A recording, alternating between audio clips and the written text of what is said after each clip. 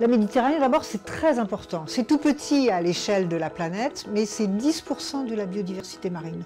Donc c'est très important. C'est des millions et des centaines de millions de personnes qui vivent autour. C'est des grands fleuves, c'est plein de choses. Et c'est en même temps la mer la plus polluée. 250 milliards de déchets en plastique en Méditerranée. Donc c'est vraiment une mer qui est à l'agonie. Et le fait, par exemple, de développer des aires marines protégées, ça permet, entre guillemets, de réensemencer, de laisser respirer un petit peu cette nature marine, de permettre aux espèces d'être tranquilles quelque part, d'avoir des conditions de vie normales, et peut-être un jour de pouvoir réensemencer l'ensemble du bassin méditerranéen.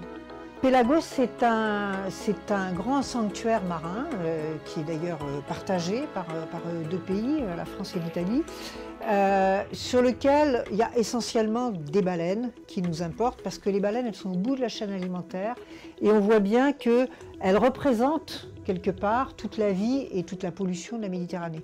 Donc le WWF, depuis plus de 12 ans maintenant, et avec le soutien de Paprec d'ailleurs, fait un travail d'expertise pour voir comment ces baleines sont contaminées. Donc on va prélever un tout petit peu de gras, 1 millimètre cube, pour analyser et voir les quantités de pesticides, l'ensemble des pollutions dont elles sont atteintes, qui représentent les pollutions méditerranéennes. Et puis évidemment, voir aussi ce qu'il en est de la pollution, ce qu'on appelle les macro-déchets, ce qu'on peut voir à l'œil nu. Évidemment, essayer de les collecter et de faire en sorte que ce sanctuaire Pélagos soit emblématique et qu'il puisse servir d'exemple pour en créer un maximum dans tous les endroits où on a des vrais enjeux de biodiversité marine.